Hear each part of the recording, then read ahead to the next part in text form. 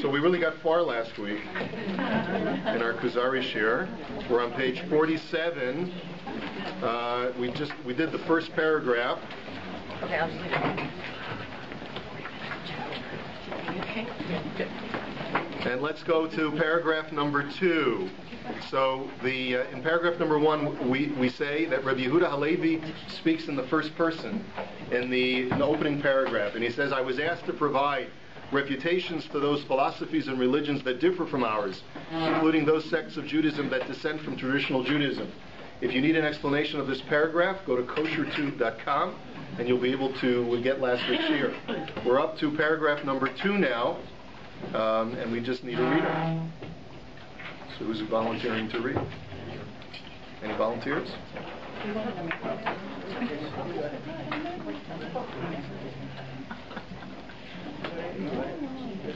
Michelle? This made me remember the arguments of the rabbi who studied with the Kuzari king who converted to Judaism some 400 years ago. The king's story is faithfully recorded in history books. If you want to know the story of the Kuzari king who converted to Judaism, tomorrow night you'll get a full shiur about the history of the Khazars. One of the things that you may want to study in preparation of tomorrow night's shiur about the history of the Khazars is an essay in the back of your book. It's one of the appendices.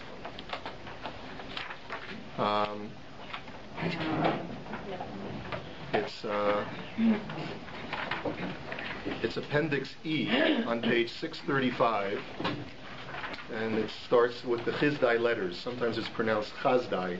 Different historians either pronounce it Chizdai or Chazdai. And that gives you the historical background for the Khazars textually. But of course, if you want to get the full story, you got to come to the class tomorrow night. What we're going to do is just provide you a very brief sketch of what the story is all about the Khazars. At least the story that Rabbi Yehuda Halevi was familiar with from the Chazdai letters. Chazdai ibn Shaprut was the vizier to the Caliph Abd al-Rahman III, who was the Caliph in the 10th century of Andalusia, which is southern Spain, which is where the Jews were living under Islamic rule. And he was a Jew. This was one of those periods in Jewish history known as the Golden Age of Spanish Jewry, where it was possible for a Jew who was a dhimma, who was not part of the Islamic society, to still rise in the ranks politically and actually become the vizier of the king, of the caliph. And it was an unusual period of Jewish history in the diaspora, but it was considered to be one of the more light-filled periods of Jewish history. And because of his position within government, Chazdai ibn Shaprut had heard about a faraway land where there was an entire country of Jews. And he had no idea who these people were, but through a series of correspondences, and I'll give you the whole story tomorrow, he was able to discover that this was not what he had originally thought. He had originally thought that this country of Khazars were from one of the 10 lost tribes of Israel. But in reality, he discovered that it was an entire country of people who had originally been pagans, were heathens, people who had no religion whatsoever. And all of a sudden, the country en masse converted to Judaism based upon a dream that their king, a king whose name was Bulan, according to the Chazdai letters, had over a period of several nights, telling him that he had, and this is the message that Rabbi Yehuda Halevi is going to be telling us in the next paragraph, telling him that something was wrong. And as a result, he converted, and eventually he convinced the majority or a large portion of his kingdom to convert to Judaism. Now, throughout Jewish history, from the time of the Chazdai letters until around the early part of the 20th century, the historicity of the Khazars was always called into question. There was always the legend of the Khazars that people knew. There was always this legend about this nation of Jews, but no one really ever knew whether the Khazars were actually Jewish. We all know that the Khazars existed. They are part of the annals of world history. As a matter of fact, you can go to a bookstore or a library and get something out of the library called a historical atlas.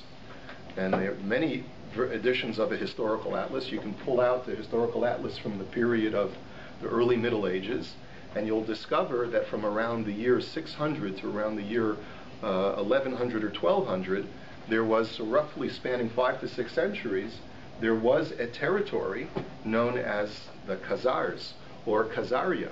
If you want to know where the map, you want to see a map of the Khazars, so that's in your book too. Just don't remember where in your book it is. I'll tell you what page it's on. If you find it, oh, it's on page 32.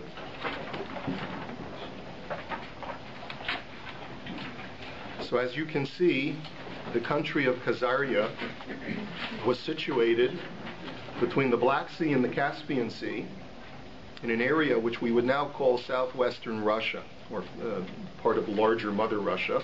It extends all the way up into the Ukraine. You see Kiev, which is the capital of the Ukraine, is part of its northwestern border. It goes down into the, where you see where it says the Warsaw Mountains. Some people believe that the Warsaw Mountains are the Caucasus mountain range, which is right near the Caspian Sea. And that goes down to countries now that are known as Georgia, Armenia, and Azerbaijan. And so it covers a very large territory. And this was the Khazar kingdom probably in its heyday. So everyone knew that the Khazars existed as a nation. They were eventually overrun and eventually died out. But the question is, who were they? Was the legend true that they were Jews? And furthermore, the legend of how they became Jews, was that true also? And sometime in the early to middle 20th century, archaeologists began to go to this part of the world and were able to unearth archaeological data which proves incontrovertibly that there was a Jewish presence in this part of the world long before the founding of the Russian Empire, which didn't start until around the 12th century. So this archaeological data proves to us, and there's been articles and many books written about the ancient Khazars, that they were indeed, there were Jews living here. Whether or not it was the majority of the kingdom, as is professed by the Chazdai letters, is something that historians can debate. But the Chazdai letters themselves are a historical document that, as a matter of fact, the cover of this book is a fragment of the Chazdai letters that is on display in one of the museums. It's in Cambridge University Library. So that's a fragment from one of the, I don't know whether it's an original of the Chazdai letters or whether it's a transcription, an old manuscript transcription of the Chazdai letters, but there was a correspondence between Chazdai ibn Shaprut sometime in the 10th century and King Joseph, who was a descendant himself of King Bulan, who had converted to Judaism sometime before. Rabbi Yehuda Halevi, according to his records, tells us that the conversion took place some 4 centuries ago. Now, Rabbi Yehuda Halevi is writing this around the year 1100, thereabouts, maybe a little bit later than that. So he's placing the conversion of the Khazars at sometime in the early 8th century. But historians are not so sure about Rabbi Yehuda Halevi's timeline, and they think that it might have been actually a little bit later in the 8th century, perhaps in the 9th, or perhaps even as late as the 10th century. But that's not really relevant to Rabbi Yehuda Halevi's discussion. He's not the historian. And what we really have to figure out is that this is a book about Hashkafa, this is a book about Jewish theology and Jewish thought. What do we care about the Khazars? And that's really going to be the theme of our discussion today. We're not really going to spend a lot of time talking about who the Khazars were. That'll be tomorrow night. Tomorrow night will be your history lesson. And today we're going to talk about why Rabbi Yehuda Halevi cares about the Khazars. Okay? So let's talk about, let's go on to paragraph 3, and then maybe we'll get, Michelle, please help us with paragraph 3. It begins with the king having a recurrent dream of an angel who appears to him and tells him, "Your intentions are desirable to the Creator, but not your deeds." The king had become deeply engrossed in the Khazar religion to the point where he himself would administer in the Khazar shrines and tend to the sacrifices which he did with a full heart. But even though he would become involved with these rites, he would still be visited in a dream at night by the angel who would continually tell him, "Your intent is desirable, but your deeds are not." So here's a king who is haunted by an angel in a dream, who's telling him something's wrong Your intentions are desirable. I see that you have a good heart. I see that your desires to be a good person are very well placed. But there's something missing, and that is what? Your deeds. So the king originally thought, okay, fine. So I'm just not davening enough, and I'm not worshiping the idols enough. So he went more frequently to the shrines, and he offered more incense and more sacrifices to the gods. But that didn't placate the angel. The angel kept coming back to him in the dream, telling him the exact same thing. One of the other things we're going to discuss tomorrow is the interesting difference between Rabbi Yehuda Halevi's account of the story and the original account of the story as it appears in the Chazdai letters. So if you want to sort of get a head start and you want to read the story as it appears in the Chazdai letters in the appendix, you'll be able to pick up a very important distinction, or at least a couple, 2 or 3 distinctions that you can find in the Halevian account of the story, which really suits his purposes, as we'll discuss, and the account as it appears in the Chazdai letters. So let's go to paragraph number 4, please. This prompted the king to explore other belief systems and religions. Ultimately, the king, together with the great populace of Khazars, converted to Judaism. Many of the rabbi's arguments have given me peace of mind and are in accord with my own thinking. Read 5, please. I have therefore decided to record the arguments in dialogue form as they were originally presented. Hopefully, perceptive readers will gain much understanding from them.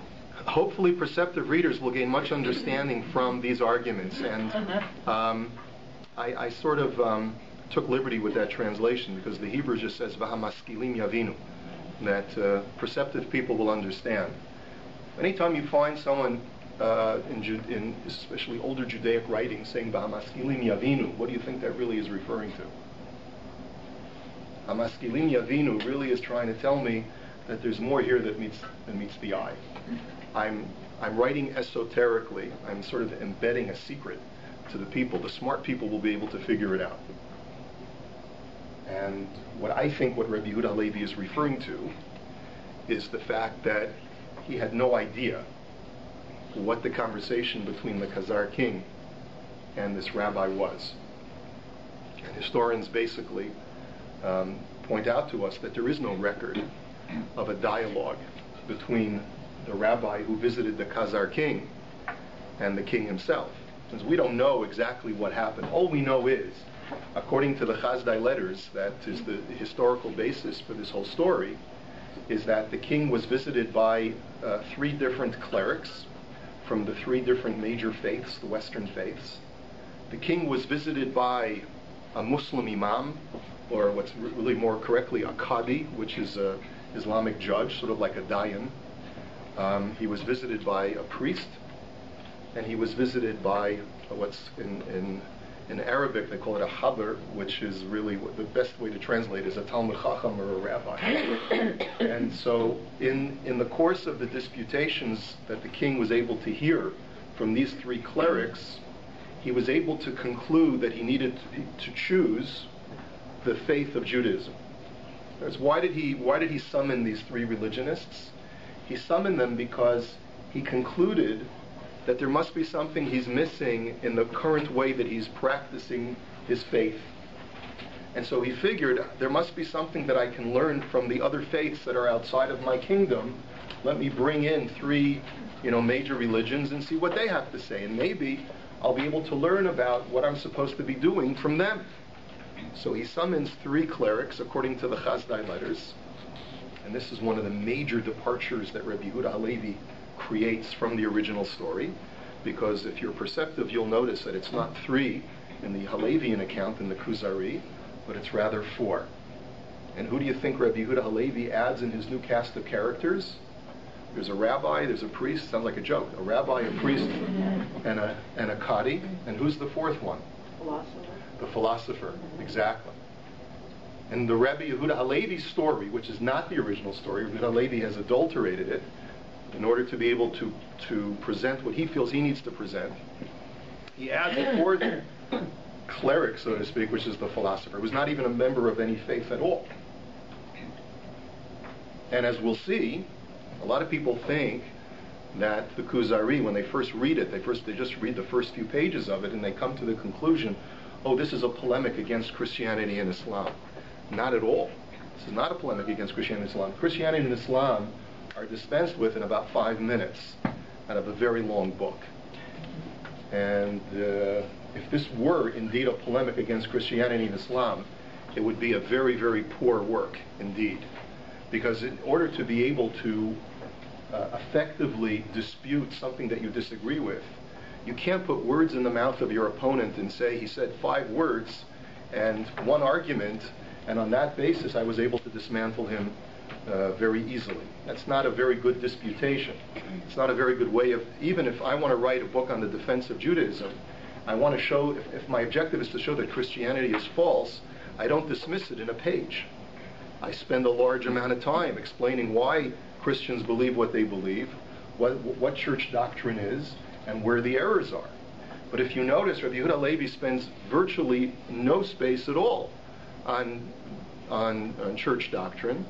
He has a few short paragraphs, and by the way, those paragraphs were actually censored out of some editions because Jews throughout most of our diaspora history had Christian clerics looking over our shoulder, making sure that we were writing things that were not unflattering to the church, and they were reinstated at some point later. And the same thing, he devotes a few lines for the Qadi, puts some words in his mouth explaining what Muslims believe. And then he moves on and he spends pages on the philosopher. And the philosopher is not even part of the original story. That's the irony. So what we need to understand is, clearly Rabbi Yehuda Levi had an agenda. And his agenda had nothing to do with the story of the Khazars. It had to do with his need, as we mentioned last week, to try and provide a cogent analysis and presentation of Judaism to his generation, which would impress upon them that Judaism was every bit as sophisticated and modern as the secular or the Islamic society's presentation of what philosophy and religion were all about. And that any kind of appearance of an archaic nature to Judaism was really only a mirage, was really only an illusion, but that really Judaism is still the superior faith. It's the original, and it's still number one, and you'll find all the answers to what you're looking for within Judaism. He chooses a platform, and the platform that he chooses is the story of the Khazar king. And what we have to understand is he could have chosen any story. Now let me just point out, the methodology that Rabbi Yehuda Halevi employs is not original. In other words, what he's going to do is provide us with a play, almost, a dialogue between primarily two characters in this play, the Rabbi and the Khazar king, and we're going to introduce at the beginning of the book a few other cameo appearances. We'll have an appearance by the philosopher, we'll have an appearance by the priest and by the Qadi, but primarily the book is really a dialogue between these two stars of our play. This is what's known as, it's one of the methodologies known as the Socratic method, right, which is to be able to provide information in dialogue form by creating characters, fictional characters, who present information in the dialogue format. Now, Rabbi Yehuda Halevi is using a method that, from a literary point of view, is very popular in the medieval period.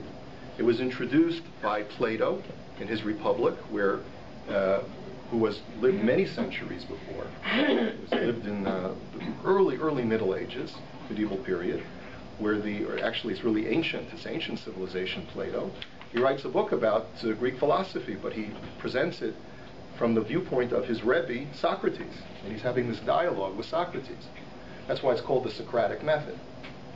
And in the course of writing this book, Plato's Republic, he presents his view on what life is all about. So this concept of using a cast of fictional characters to present your information is very, very popular. Other great Jewish authors have done the same. One of the most famous works on Jewish mysticism and deeper Jewish thought, or esoteric thought, is from the Ramchal. Rabbi Moshe Chaim Luzzatto wrote a book called Da'at Tevunot. which they translate as the knowing heart. I think is what the working translation of it. Anyone have the Luzato's book called Das Tavunos, The Knowing Heart? It's in English. You can get it. It's a very, very important work by Rav Moshe Chaim Luzzatto, the same author as Mesilas Yesharim and Derech Hashem. And he wrote a book which is a little bit more deep than Mesilas Yesharim and Derech Hashem, trying to explain some of the deeper patterns of what God had in mind when He created the world. And he presents it in dialogue form between the nefesh and the seichel, between the soul and the intellect. The soul and the intellect are not living people. This is not a real conversation. It's a Socratic method of engaging the reader. Now, why do people do that? Why would an author seek to create this kind of dialogue when he presents information? There are a number of reasons for this. It's actually much more engaging to read about two people talking than it is to get a straight lecture, right? So that's why everyone's bored when I speak. But if we engage in a conversation, then it's much more interesting. As a matter of fact, there's a medrash that says a very beautiful story, which many of you may be familiar with because it's a very famous medrash about the evils of lashon hara. And the medrash goes like this: that one day Rabbi Yanai was sitting on his mirpaset, sitting on the porch, and he's listening out what's going out in the shuk. And all of a sudden he hears a peddler in the city of Tzipori, which is where he's living, saying, "Man boy samadechaye, man boy samadechaye."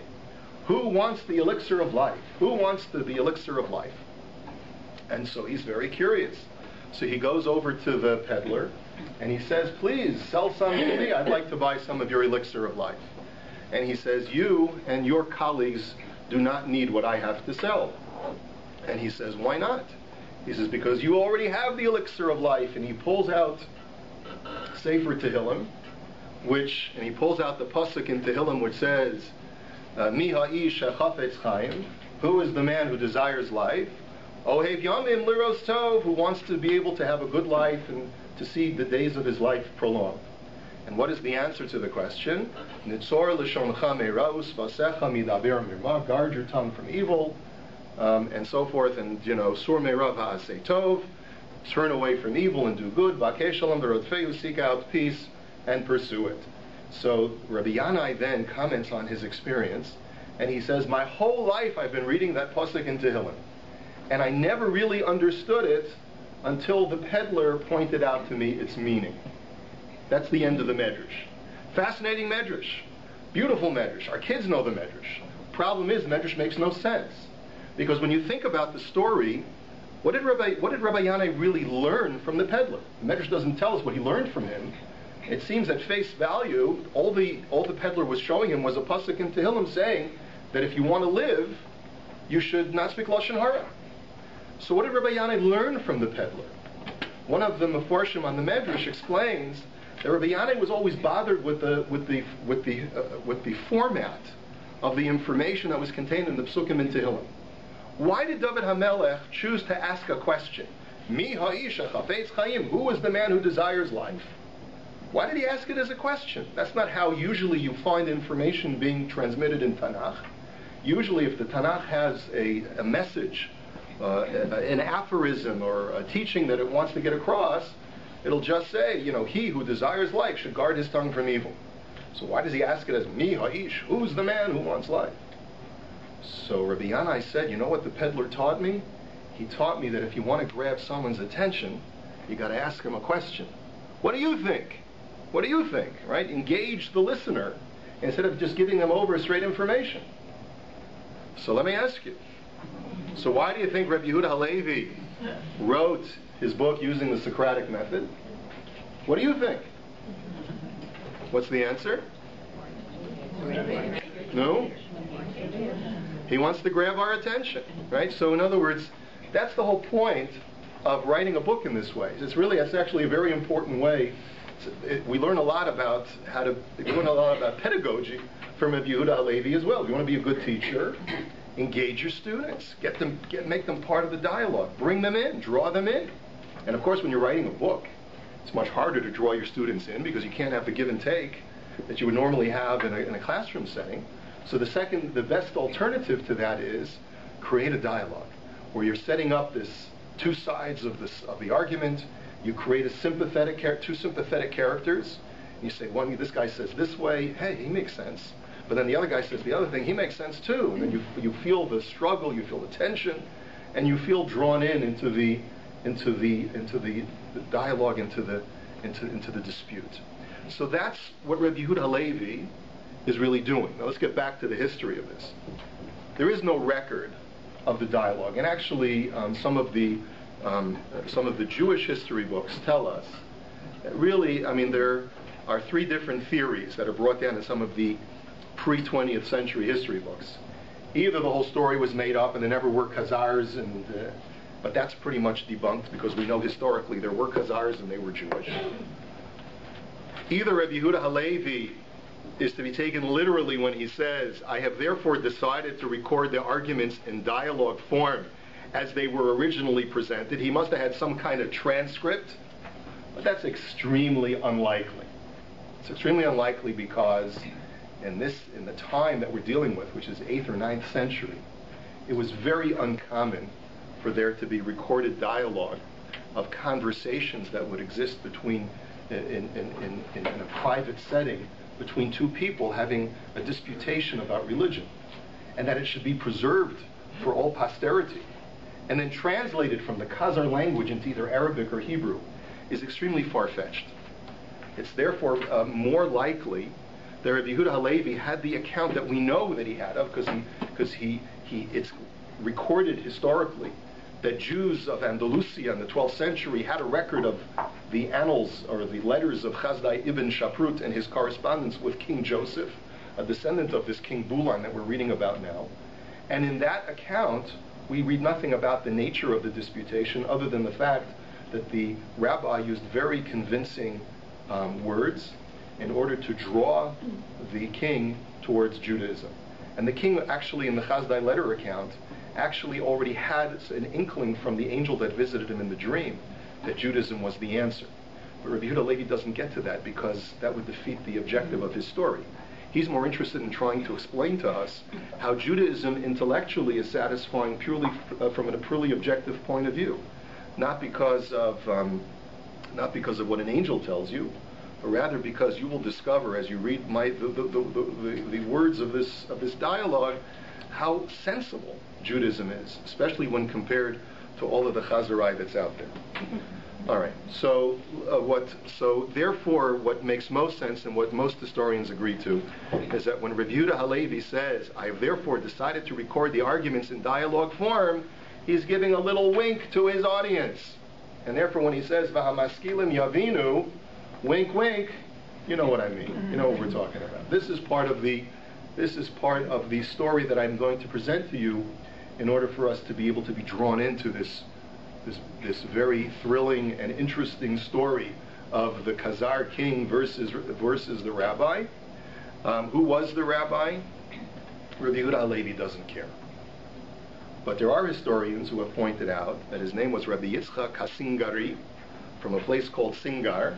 I'm not really sure where that is. It may be Shanghai, it may be Singapore. I don't know exactly where ancient Singar is, but if anyone wants to do the research, that's the name that he is attributed with. And he was known as a medieval traveler among the Jewish people. There have been many medieval travelers, by the way. You know, there's a whole book that's available in English called Jewish Travelers, which is still in print. It was published many decades ago, and you can find it on Amazon. And it has a whole series of different texts going back to the medieval period about ancient Jewish travelers who went to really exotic places and encountered experiences which enhanced their Jewish experience. Many times it talks about Jewish travelers who encounter Jews who come from very foreign places, Jews who encounter travelers who are from the 10 Lost Tribes. A very famous book called the Book of Eldad Hadani. Eldad Hadani is a medieval character who came all of a sudden somewhere around the 11th century and comes to Europe and represents himself as being from the lost tribe of Dan. He was living in Ethiopia at the time. and he records how he had crossed the Sambachon River, which was this great river according to Talmudic tradition, which divided all of the other Jews from the 10 lost tribes, and how it was impossible to cross the river except on Shabbat, when the river would come to a rest, and many, many other very, amazing kinds of things like that. And there's actually a book that's you can find in the Beis Medrash in Yeshiva called Hilchos Shchita LeEldad Hadani, the laws of ritual slaughter, according to the Masorah of Eldad Hadani, because a lot of times Eldad Hadani would say, I have a tradition that goes back to the first temple period, when we were still when we were still all together, and this is how we used to do Shchita. So there's actually a sefer like that you can find in the Beis Medrash. Anyway, so there are a number of different stories about Jewish travelers. Rabbi Yehuda Halevi and his entire community were enthralled by these stories. They were certainly familiar about the story about the Khazar king, because it involved Spanish Jewish history, because Chazdai ibn Shaprut, who was probably the highest ranking, he and Rabbi Shimon Gabirol and Rabbi Shmuel Hanagid, all of these people were very high-ranking Jews within the Spanish world preceding Rabbi Yehuda Halevi. And the Jews of the community were very proud of these people. These were folk heroes. And the Khazar story was therefore a folk tale that everyone was very, very proud of in the early 12th century. So that's why he's using this story. Now, we really haven't gotten to the real reason why he's using this story. And I think with this I'm going to conclude. I want you to think very carefully that in presenting a dialogue, you can choose any characters you want. As I mentioned, the Ramchal had chosen two characters which are not people at all. He had chosen the Seichel and the Nefesh, right, which are just two voices speaking, but aren't really personages at all. Why did Rabbi Yehuda Halevi choose the Khazar king and the rabbi? He could have chosen any two people if he was interested in engaging. The key to the story is the words of the Malach that we read in the top paragraph, which are, your intent is desirable, kavanascha ritzuya eitzel habore, that your intentions are desirable to the Creator, uma'asecha einam ritzuyim, but your actions are not. Your actions are undesirable. We are seeing a foreshadowing very early on in the book to what the entire theme of Sefer HaKuzari is all about. And if we're going to encapsulate the entire theme of Sefer HaKuzari in one sentence, it is that one sentence that the angel tells the Khazar king. It's not about intentions, it's about actions. That's what Judaism is. Judaism is a religion of deed and not a religion of creed. Your belief system, your ideology, your theology, your set of dogma that you subscribe to has nothing to do with Judaism. Judaism, as it's presented to us by HaKadosh Baruch Hu in the Torah, is all about how a Jew is supposed to behave. And the reason for Rabbi Yehuda Halevi is that his understanding of Torah is that the actions that we do with our bodies creates a magical transformation of not only ourselves, but of the entire world around us. And indeed, the reason why HaKadosh Baruch Hu gave us a Torah that is so replete with bodily commandments is because he gave us the knowledge to know how to use the tremendous power that each and every one of us possesses to transform ourselves in the world through physical action. That, for Rabbi Yehuda Halevi, is what Yiddishkeit is in a nutshell. The Maisa HaMitzvos, the performance of the mitzvos, have a supernatural effect on all of creation. And if anything, trying to use your intellect, trying to use your mind, to try and understand intellectually what I'm supposed to do as a Jew is actually a terrible, terrible waste. Because your mind is a terrible thing to waste. No, that's exactly the opposite of what Rito Levi is saying. He's saying it's a tremendous waste to use your mind in employing an intellectual understanding of how to be Jewish. Because being Jewish has nothing to do with an intellectual understanding of the mitzvahs. The mitzvahs far transcend human intellection. They far transcend any kind of rational understanding of how my shaking of a lulav in some way affects and resonates throughout the cosmos. It is something that is supernatural, something that is metaphysical, that cannot be explained in normative terms. God has a way of understanding it. He gave us the mitzvahs not because he said, now go and understand them. You look through the Torah, and you'll find that almost every single mitzvah that is given to us in the Torah is without an explanation. God didn't say, shake the lulav because you'll become one with the environment, and you'll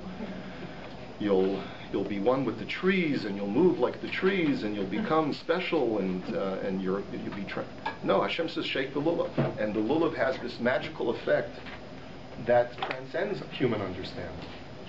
And therefore, what is the message that the angel gives to the Khazar king? He says, your intentions are great. I see that you're sincere, but religion without proper conduct, because you've been wandering in the darkness trying to figure this out on your own.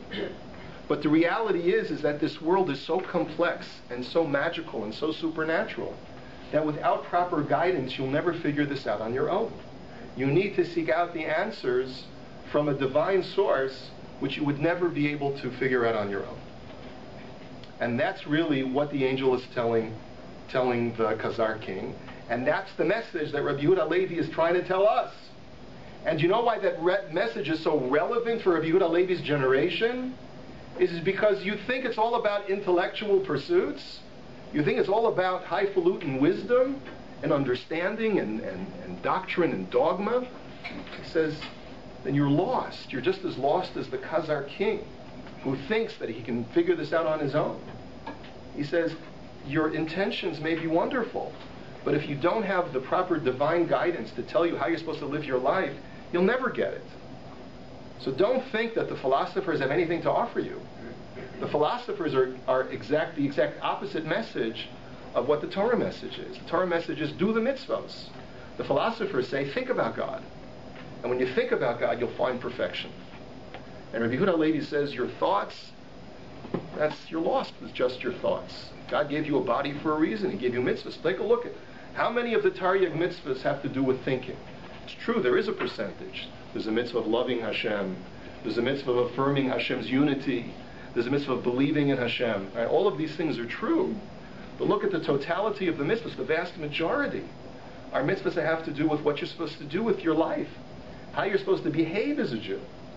How you're supposed to bring a korban. How you're supposed to shake a lulav. How you're supposed to blow a shofar. How you're supposed to serve God in a number of different ways, whether it's on the Shabbos or whether it's on the Yom Tovim. And all of these things are codified in the Torah because Judaism is about action. It's about behavior. So that's what I'm going to leave you with for today.